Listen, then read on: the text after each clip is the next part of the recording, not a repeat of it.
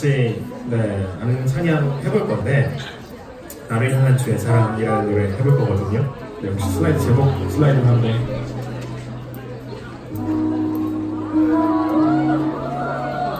하나님의 사랑이 산과 바다에 우리가 이 모든 공간 가운데 넘친다라는 찬양입니다. 우리 아는 친구들은 같이 불러봤으면 좋겠습니다. 준비됐나요? 같이 한번 해볼까요?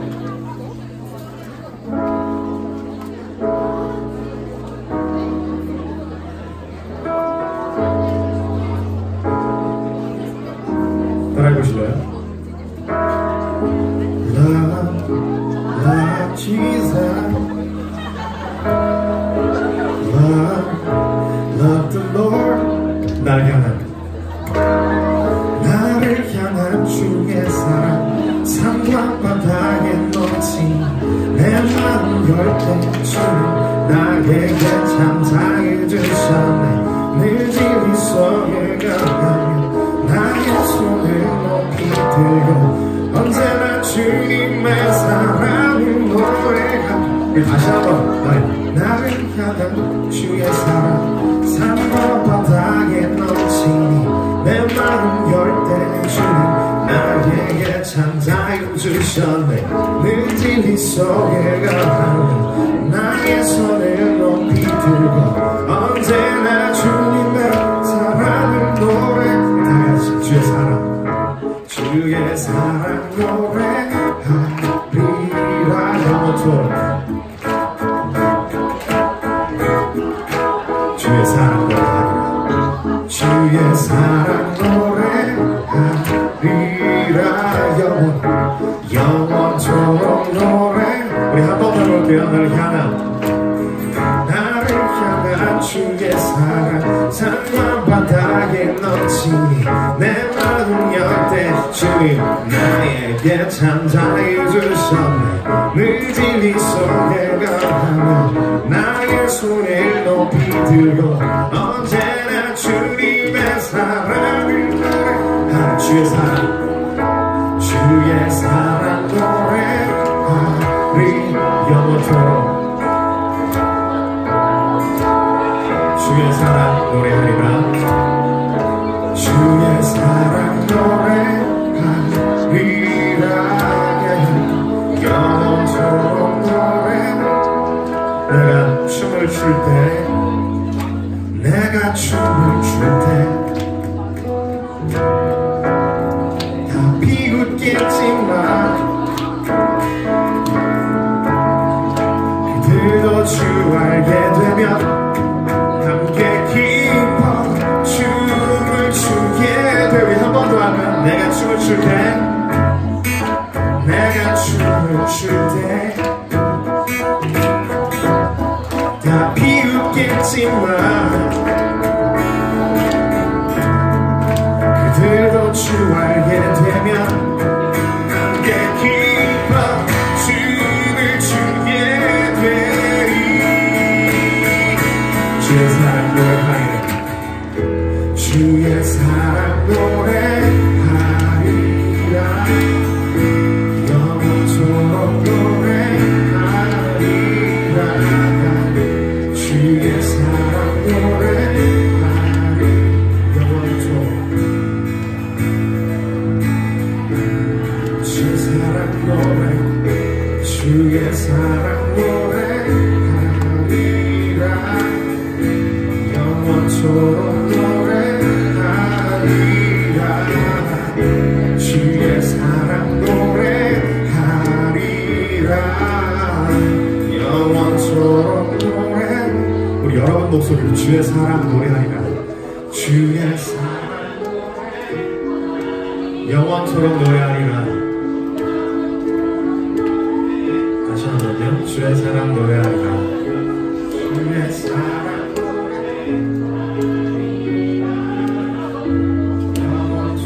우리 같이 주의 사랑 노래하리라.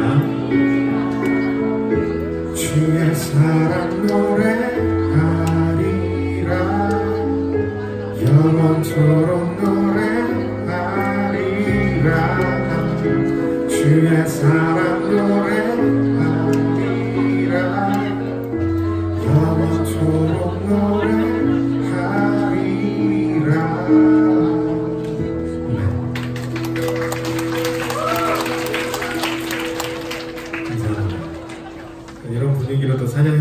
또 재미가 있네요. 여러분.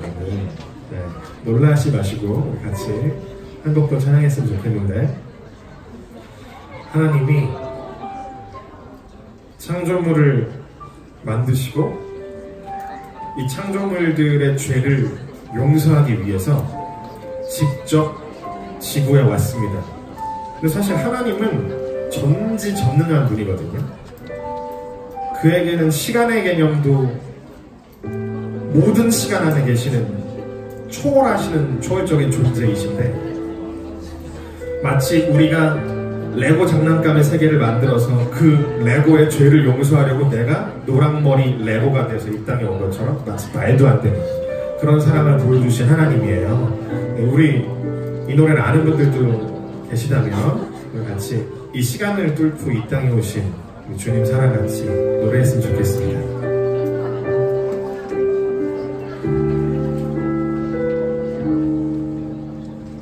당신은 시간을 뚫고 이 땅 가운데 오셨네. 우리 없는 하늘 원치 않아 우리 삶에 오셨네. 자신의 평안 버리고 우리의 평안 주셨네.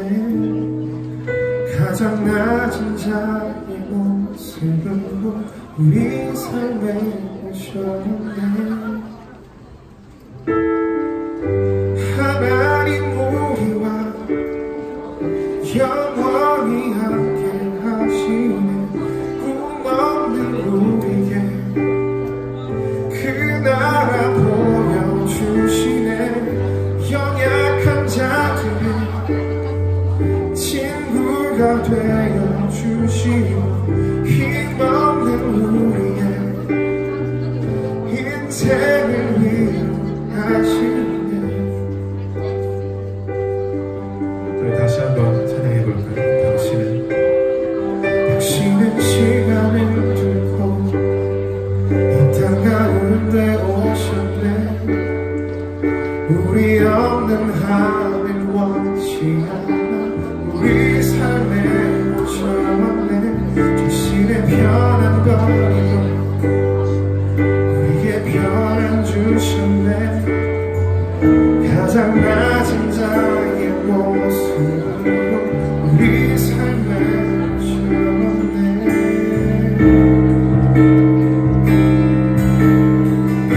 하나님 우리와 영원히 함께 하시네. 꿈없는 우리의 그 나라 보여주시네.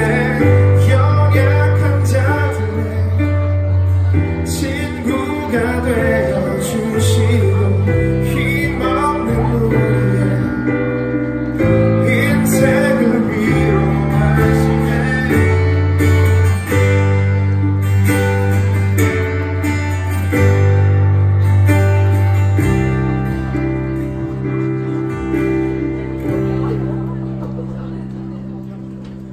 예수 이곳에 우리와 영원히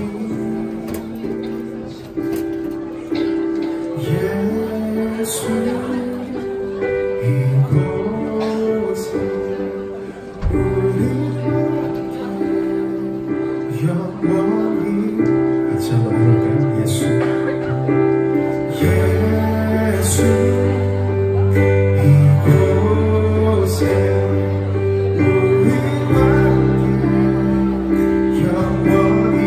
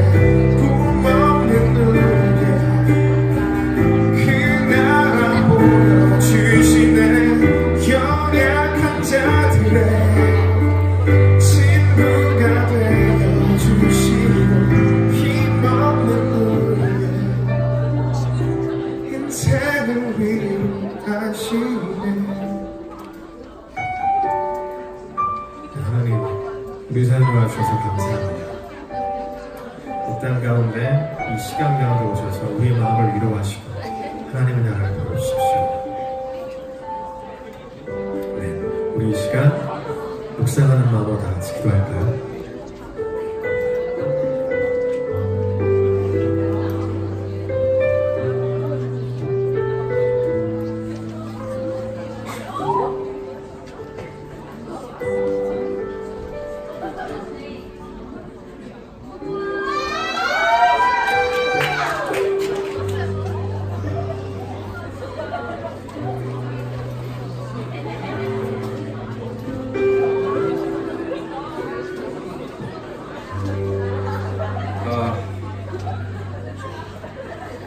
정숙한 가운데 기도를 드리도록 하겠습니다. 자, 조용히 눈을 감고 두 손을 모아주십시오.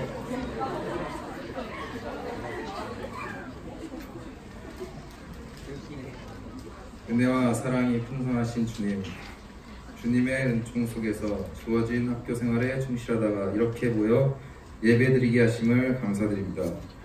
이 시간 하나님께서 주시는 모든 말씀들 감사히 여기게 하시고 그 모든 것들 한 가지도 빠짐없이 저희가 모두 받아내게 하시고 우리 서울예배도 함께 하셔서 넘치는 복을 부어주시기를 원합니다.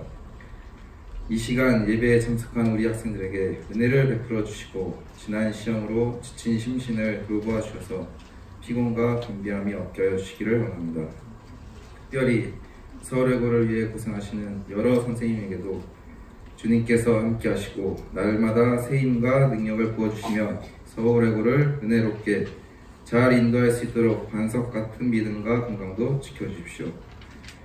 여러가지 형편으로 예배에 참석하지 못하는 서울예고 구성원들 일일이 다 기억하여 주시고 질병으로 고통받는 선생님에게도 주님의 권능의 손으로 치료하시고 안수하셔서 하루속히 완전한 회복을 허락하여 주세요.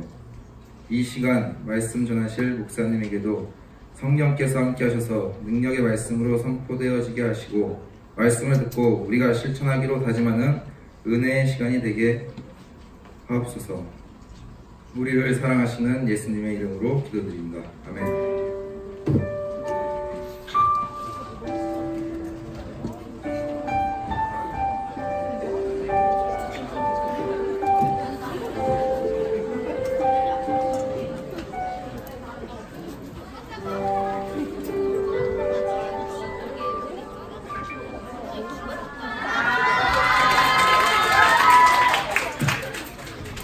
오늘 우리에게 주시는 하나님의 말씀은 디모데후서 2장 7절 말씀입니다.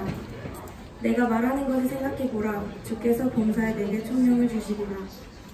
Give thought to what I say, for the Lord will give you wisdom in all things. 대하여 아버비엇 디어 in allen dingen verstanden geben. 아멘.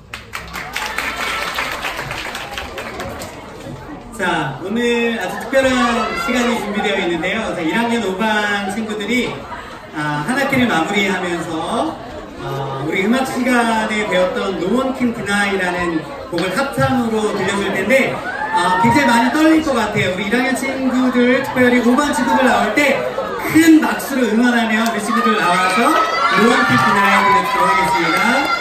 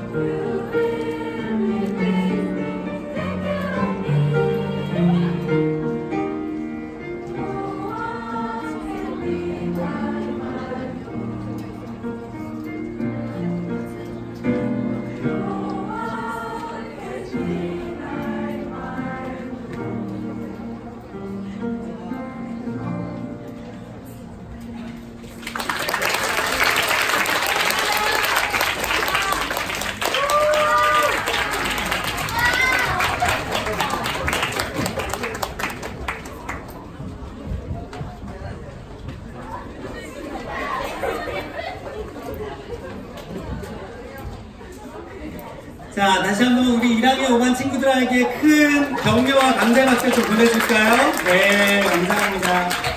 목사님 보니까 아까 전에 우리 친구들이 2교시에 미리 내려와서 굉장히 열심히 연습하고 준비했는데, 목사님이 연습한 것만큼 실전이 살짝 2% 부족했지만 아주 굉장히 최선을 다해준 우리 1학년 5반 친구들에게 다시 한번 고마움의 마음을 전합니다.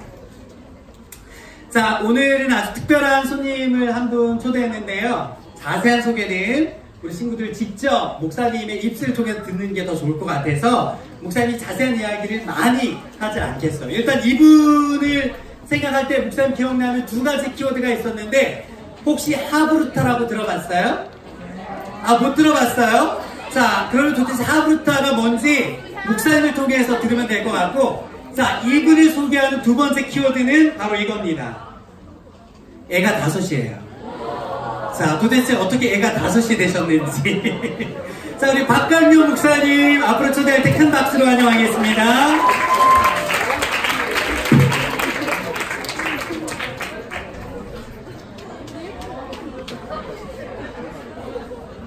예, 우리 여러분 반갑습니다. 네, 반갑습니다. 나만 반갑군요. 서울외고 친구들, 여기는 학생 선발할 때 외모를 보나봐요. 그죠? 예나 지금이나. 제가 20년 전에 여러분 이 자리에 있었어요. 제가 1999년도에 서울외고 6기로 입학을 했었습니다.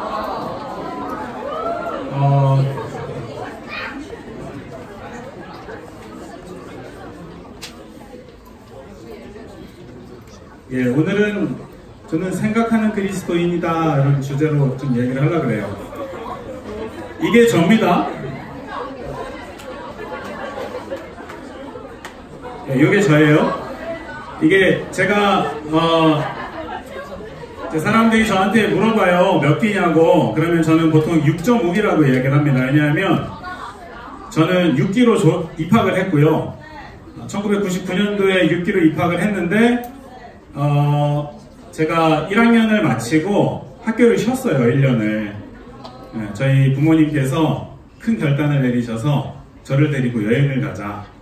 그래서 1학년을 마치고 여행을 갔다 왔습니다. 여행을 갔다 와서 1학년 2학기 때 다시 복학을 했었거든요. 이런 케이스가 아마 굉장히 드물 거예요. 저는 서울외고 4년 다닌 사람입니다. 그래서 담임선생님이 4명, 저는 4분이에요. 근데 여기 계신 선생님들 지금 계세요?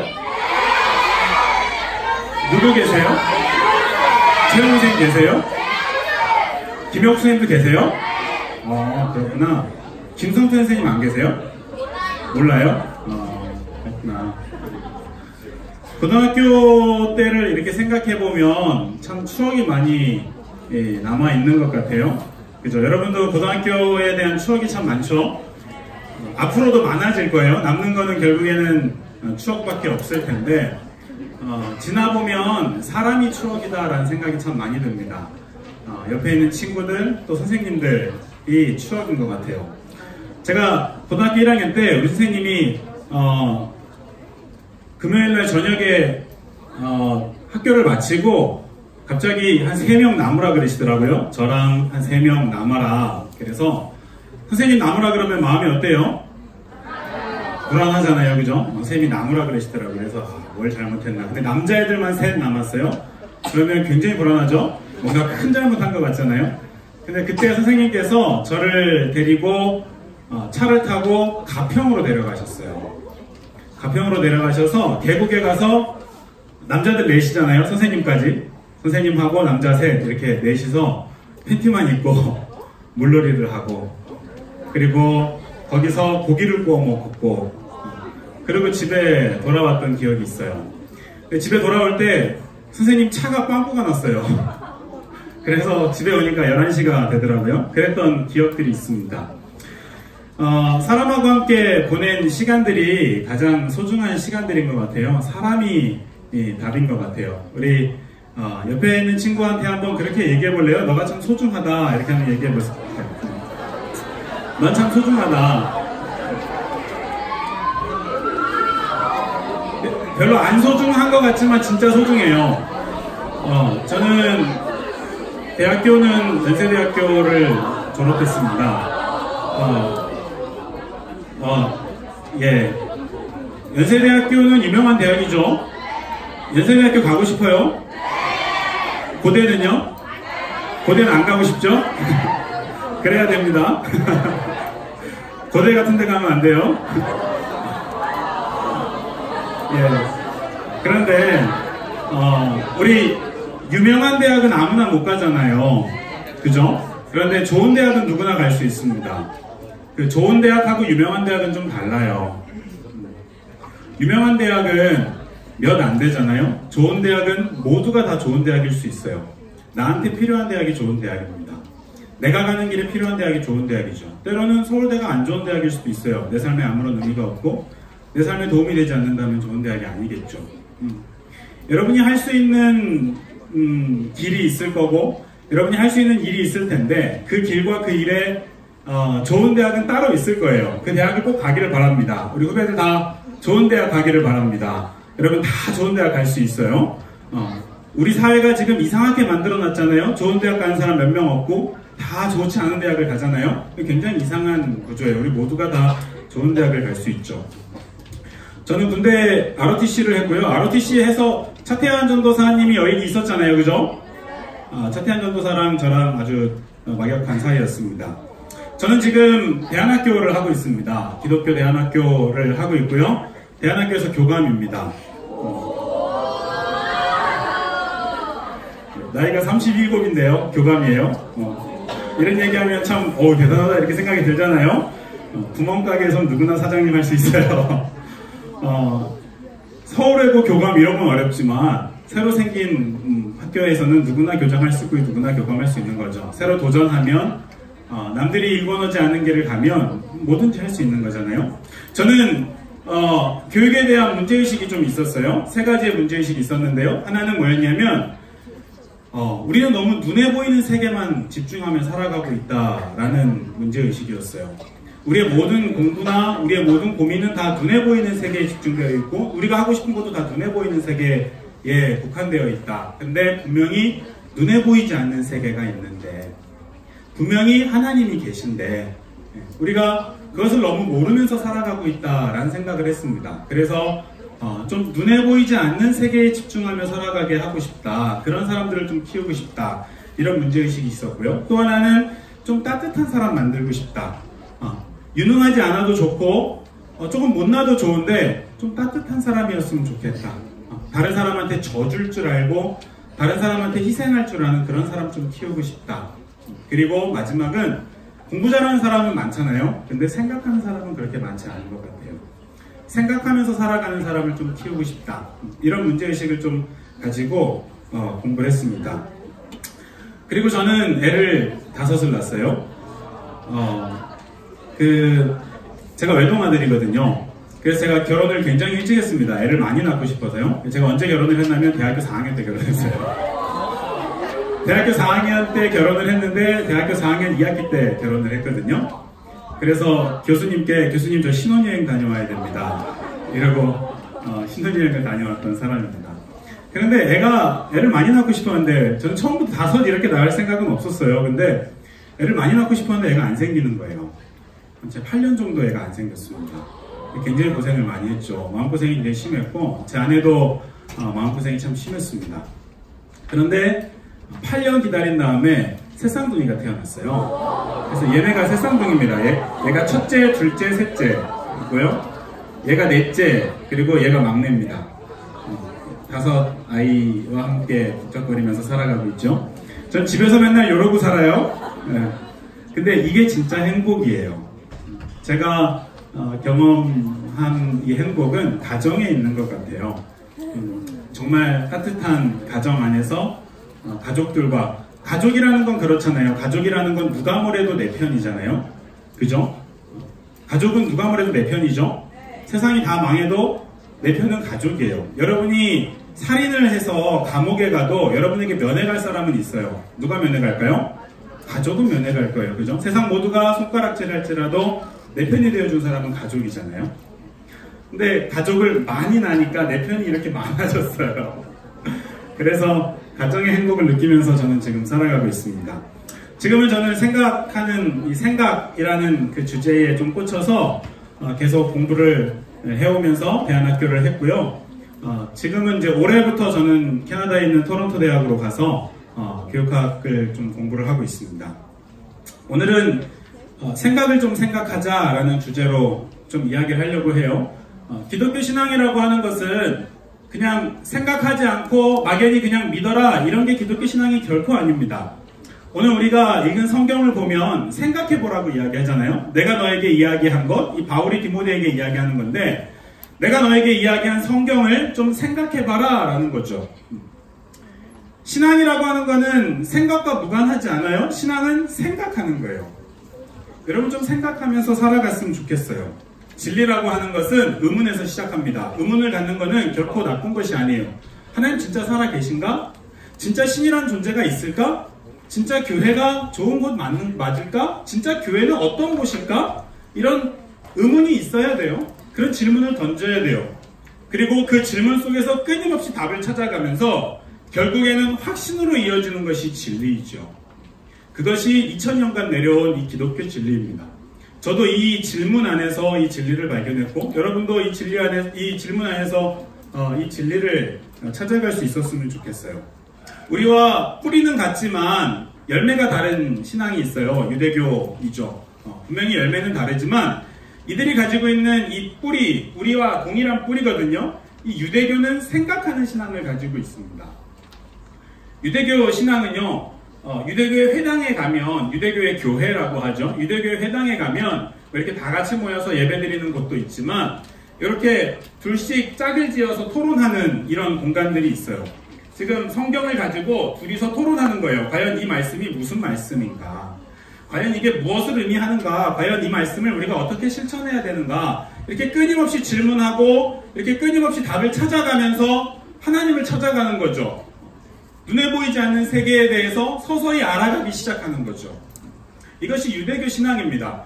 원래 우리 기독교 신앙에도 이런 신앙이 있었는데 지금 오늘 우리 시대에 생각을 잃어버렸죠. 특별히 한국에서 교회 안에서 생각을 잃어버린 경우가 참 많습니다.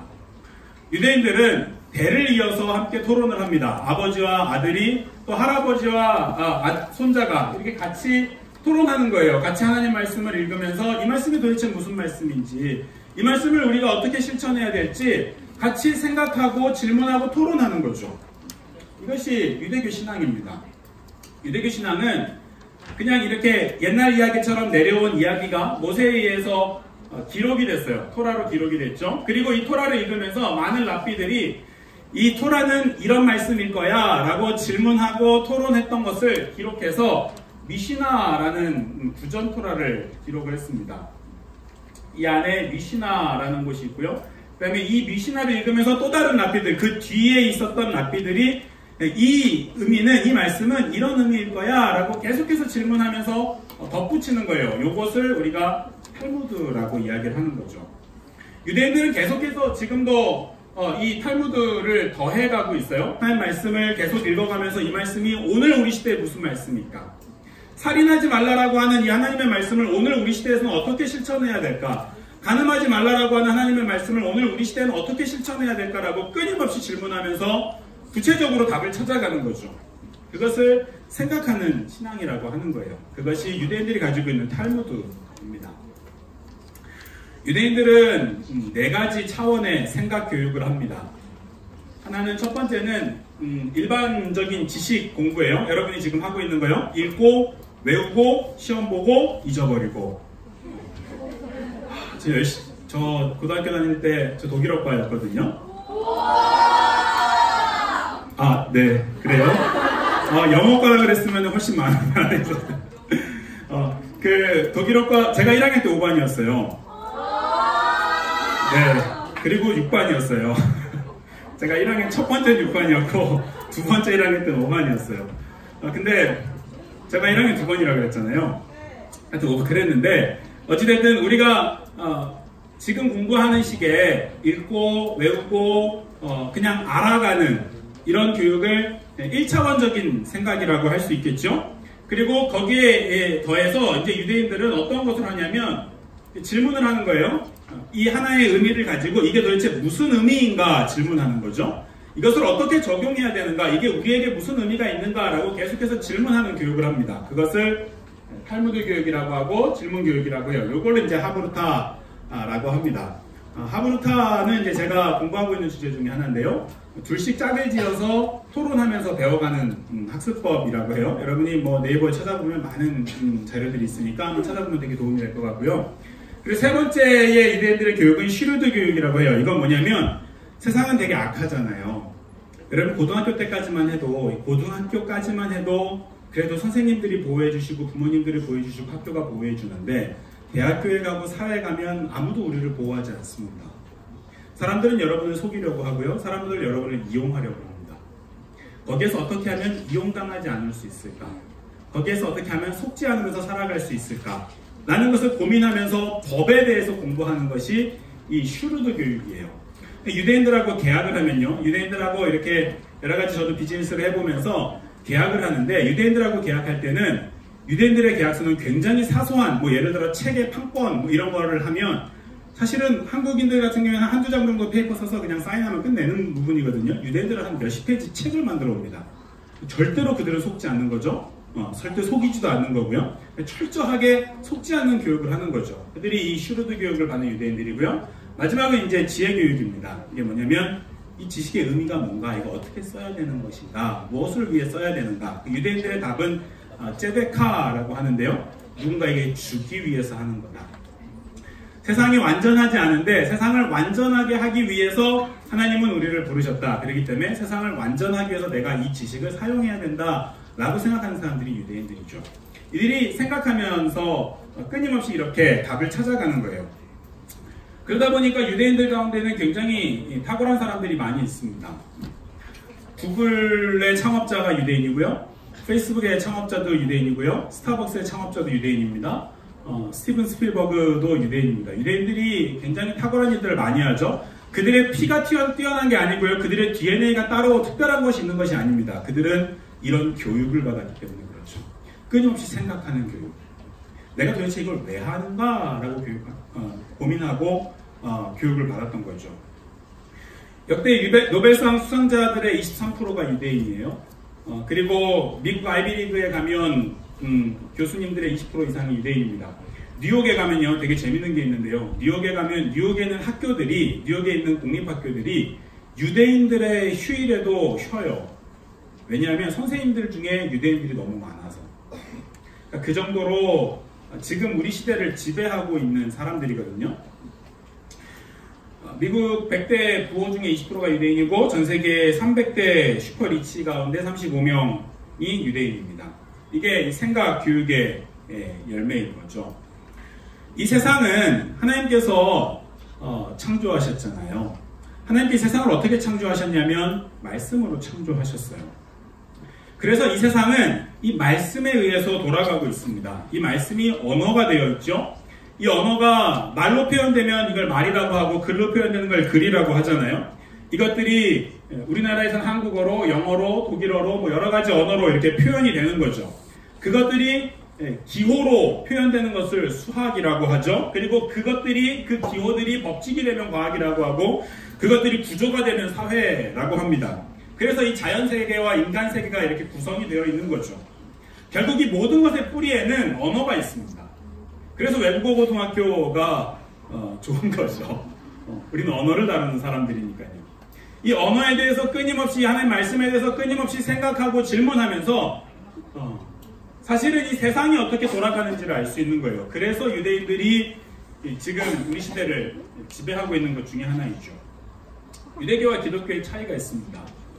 유대교와 기독교는 일단은 이 둘 다 생각하는 신앙이라는 점에서는 동일해요. 유대교도 생각하는 신앙이고요. 우리 기독교도 생각하는 신앙입니다. 하나님 말씀 계속해서 생각하는 거죠. 그래야만 하죠. 차이점이 있다면 유대교는 인과응보예요. 너 잘하면 복 받을 거고 잘 못하면 저주받을 거야, 이런 거예요. 그런데 우리가 믿는 기독교는 그렇지 않습니다. 우리 가운데 어느 누구도 평생토록 항상 잘한 사람 없고요. 평생토록 항상 완전하게 살아간 사람 없어요. 언제나 우리는 실수하고 넘어지죠. 때로는 잘못하기도 합니다. 그게 인간이죠. 그런 인간에게 하나님이 은혜를 주셨어요. 그게 기독교입니다. 그래서 기독교와 유대교의 차이는 우리는 은혜를 믿는 사람들인 거죠. 그러나 우리 둘 다 동일하게 생각하는 신앙이라는 점에서는 동일합니다. 기독교는 생각해야 되는 거죠. 기독교 신앙은 생각하는 신앙입니다. 그리고 질문하는 신앙이죠. 여러분 계속해서 질문하기를 바랍니다. 질문하면 누가 대답하냐면 성경이 대답합니다. 성경에 답이 있어요. 우리는 질문하고 성경은 대답하는 거죠. 질문에는 여러 가지 종류의 질문이 있을 수 있어요. 이게 도대체 무엇인가? 왓에 대한 질문이 있죠. 이런 질문도 던져야 됩니다. 이것을 어떻게 해야 되는가? how에 대한 질문이 있죠. 이것도 던져야 됩니다. 그러나 why라는 질문이 빠지면 우리 삶에 아무런 의미가 없어요. 우리는 교회 왜 다니나? 여러분 왜 살아요? 여러분 왜 살아요? 거기에 대한 답을 알아요? 그 답을 알지 못하면 이 how나 what이 아무런 의미가 없어요. 그래서 우리는 끊임없이 why에 대해서 질문해야 되는 거예요. 우리가 도대체 왜 사는가? 우리가 왜 믿는가? 우리 무엇을 믿는가? 라고 끊임없이 질문해야 되는 거죠. 교회는 함께 질문하면서 함께 답을 찾아가는 공동체입니다. 인간 중에 어느 누구도 완벽한 이해를 가지고 있는 사람은 없어요. 나의 이해와 너의 이해가 합쳐져서 함께 우리의 이해가 되어가며 조금 더 완전에 가까워지는 거죠. 그래서 교회에서 다른 사람이 이해한 하나님을 배우고 다른 사람이 읽은 성경을 함께 배워가면서 더 우리의 이해가 증가되고 그러면서 더 깊은 이해로 나아갈 수 있게 되는 겁니다. 그것이 교회인 거죠. 목사님은 먼저 답을 찾아가신 분이죠. 먼저 답을 찾고 계신 분이고요. 우리에게는 이 질문하고 생각할 때에 우리의 질문과 우리의 생각에 대해서 답을 제시해줄 패스파인더가 있어요. 이게 누구냐면 성경인 거죠. 성경이 우리의 길을 안내해 줍니다. 우리가 질문하는 모든 우리의 삶의 의미에 대한 질문들, Why에 대한 질문들에 대한 답이 성경에 다 있습니다. 그리고 또 한 가지 여러분에게 꼭 이야기해 주고 싶은 것이 지금까지 2000년 넘게 이 기독교 역사가 이어내려오면서 우리의 앞선 믿음의 선진들이 우리와 동일한 고민들을 다 했어요. 우리만 지금 이런 고민을 하는 것이 아니라 우리의 앞선 믿음의 선배들도 다 고민했어요. 나 지금 왜 예배드리나? 이런 고민들. 난 지금 왜 사나? 이런 고민들. 난 뭘 해야 되나? 이런 고민들. 그 고민들에 대해서 앞서 우리의 믿음의 선진들이 고민하고 거기에 대해서 성경을 통해서 답을 찾아가면서 우리에게 수많은 책을 남겨주었죠. 그래서 이 성경과 책을 통해서 우리는 끊임없이 우리의 질문에 대해서 답을 찾아갈 수 있는 겁니다. 제가 지금까지 고민해 오면서 우리가 믿는 이 기독교 신앙이 무엇인가 라는 것에 대해서 고민하고 지금까지 찾아온 답에 대해서 저의 답을 좀 얘기해 주고 싶어요. 기독교 신앙은 십자가의 사랑에 담겨 있습니다. 세상 모든 종교 가운데 기독교만 가지고 있는 것은 십자가입니다. 세상 모든 종교가 다 착하게 살면 잘 될 거라고 하고 나쁘게 살지 말라고 하고 다 이기적으로 살지 말라고 하고 욕심부리지 말라고 해요. 모두가 다 그렇게 이야기해요. 근데 기독교에만 있는 기독교 신앙의 진리는 기독교에는 십자가가 있어요. 하나님께서 사람을 사랑하셨다라고 하는 십자가가 있어요. 이 십자가는 완전한 사랑을 의미합니다. 하나님이 사람을 사랑하셨어요. 하나님이 세상을 사랑하셨어요. 이것이 성경이 가지고 있는 진리입니다. 하나님이 세상을 이처럼 사랑하셔서 우리를 위해서 독생자를 내어주셨어요.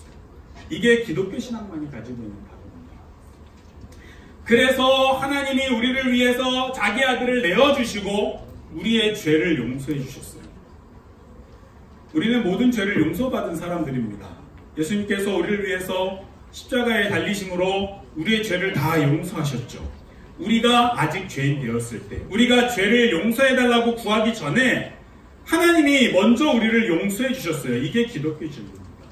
세상 어디에도 이런 용서는 없어요. 그런데 기독교에는 이런 용서가 있어요.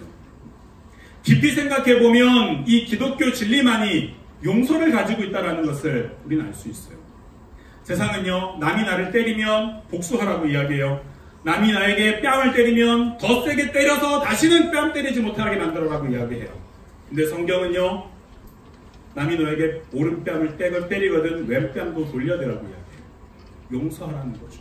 기독교만이 가지고 있는 겁니다. 이것만이 세상을 평화롭게 만들 수 있어요. 그리고 예수님은 우리를 위해서 완전하게 희생하신 거죠. 우리를 위해서 자기 목숨을 버리신 분이니까요. 그리스도인은요, 이렇게 살아가는 사람들입니다. 교회 다니는 사람이 그리스도인이 아니에요. 여기에 나는 그리스도인인 사람, 여러분 그리스도인 사람 몇 명 있어요? 저는 그리스도인입니다. 다 그리스도인은 아닌 것 같은데, 그죠? 억지로 오는 건 아니죠, 그죠? 자율이라면서요, 그죠? 근데 나는 그리스도인입니다 하는 사람 손 들어볼래요?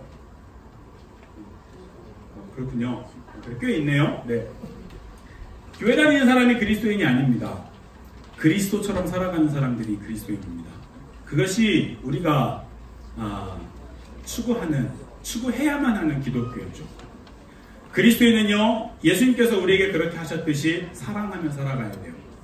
사랑하지 않는 사람은 그리스도인이 아닙니다. 그리스도인은요, 용서하면서 살아가야 돼요. 손해보면서 살아가야 돼요. 여러분 손해볼 수 있어요? 여러분 마음속에 미움이 있지 않아요? 누군가 미운 사람 있지 않아요? 그쵸? 있죠. 근데 그리스도인은 미워하지 말라고 이야기해요. 그게 그리스도인이에요. 교회 다니는 사람이 그리스도인이 아니라 용서할 줄 아는 사람들이 그리스도인이에요. 사랑할 줄 아는 사람들이 그리스도인이에요. 희생할 줄 아는 사람들이 그리스도인이에요. 그런데 왜 우리는 미련하게 이 세상에서 맨날 손해보고 용서하고 그렇게 살아가야 돼요? 우리에게는 믿음이 있기 때문에 그래요. 우리의 믿음은요, 하나님이 전능하시다라는 거예요. 그 하나님이 좋으신 우리의 아버지시라는 거예요.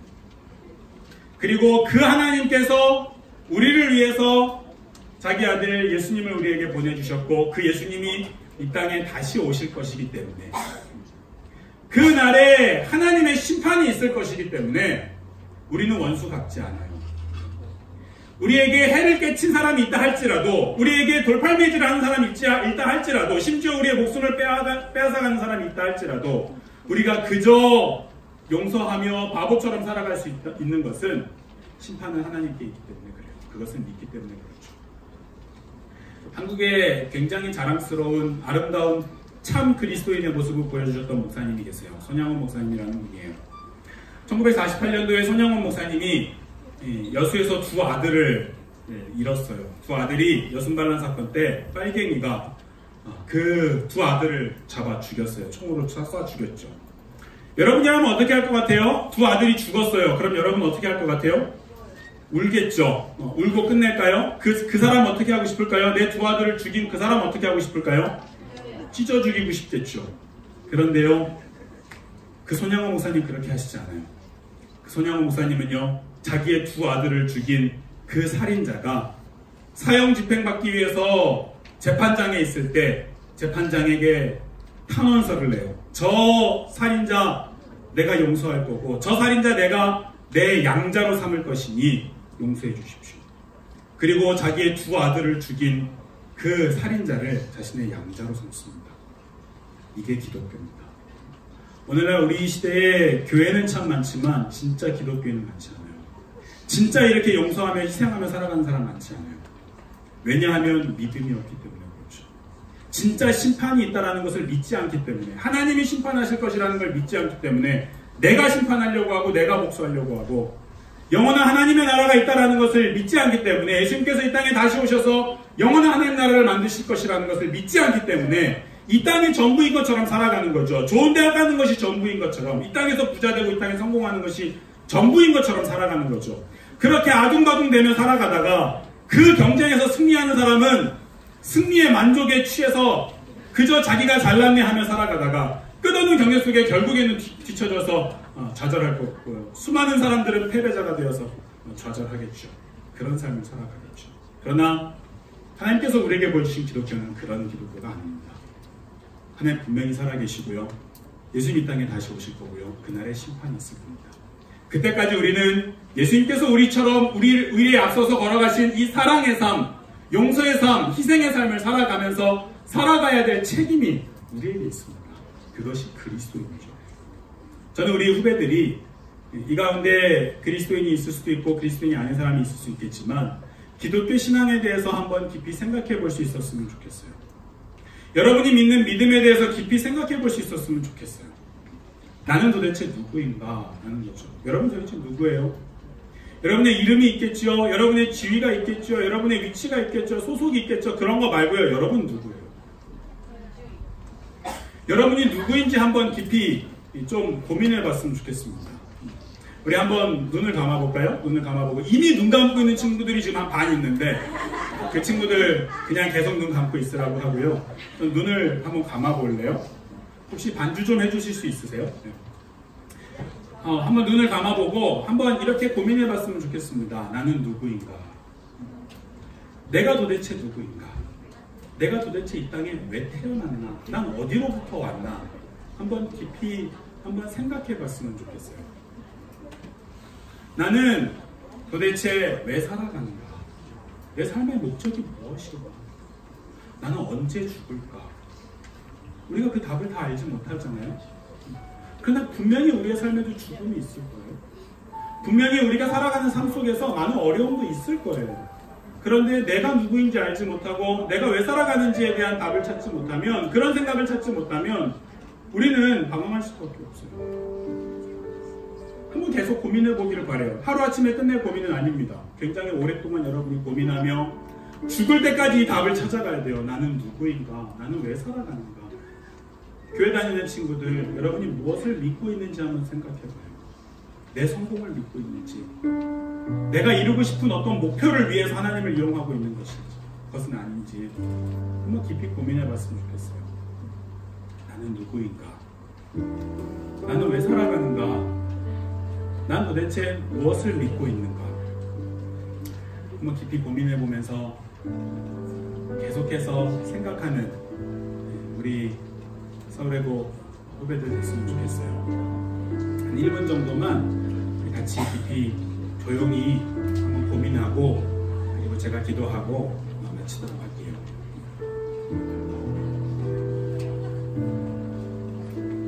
하나님이 나를 왜 이 땅에 보내셨을까? 나는 왜 이 땅에 태어났을까? 나는 어떻게 살아야 될까? 난 무엇을 위해 살아야 될까? 좋은 대학이 우리의 답일까? 이 땅의 성공이 우리의 답일까? 우리의 삶의 목표일까? 좋은 직장 얻는 게 우리의 삶의 목표일까? 아닐 거예요. 우리는 이 세상보다 큰 사람들이에요. 우리의 삶의 목적이 분명히 있습니다.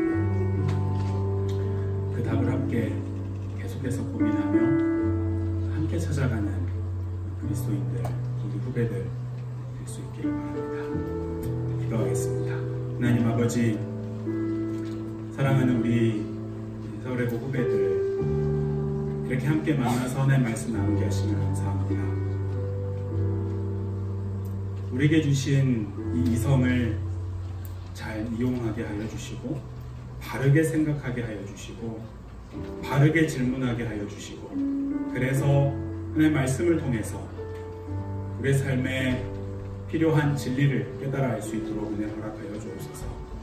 세상이 줄 수 없는 기쁨을 누리게 하시고, 세상이 줄 수 없는 만족을 누리며 살아갈 수 있는 우리 모든 후배들 될 수 있도록 주께서 은혜를 허락하여 주옵소서.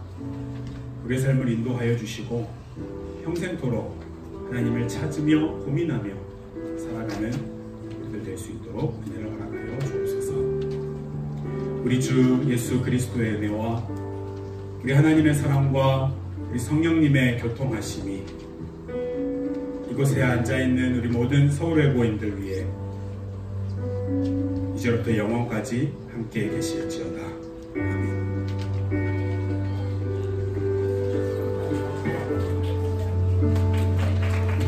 자, 사랑합니다. 축복합니다. 오늘 우리에게 귀한 말씀으로 도전해주신 여러분들의 선배, 우리 박광영 목사님한테 다시 한번 큰 박수 합시다. 자, 사랑합니다. 축복합니다. 오늘 간식은 맛있는 아이스크림을 준비했으니까 아이스크림 만나게 먹고 다음 주 채플은 특별히 문어 채플로 함께 합니다. 우리 특별한 연극이 준비되어 있으니까 다음 주 마지막 채플에 우리 깜짝 이벤트로 만납시다.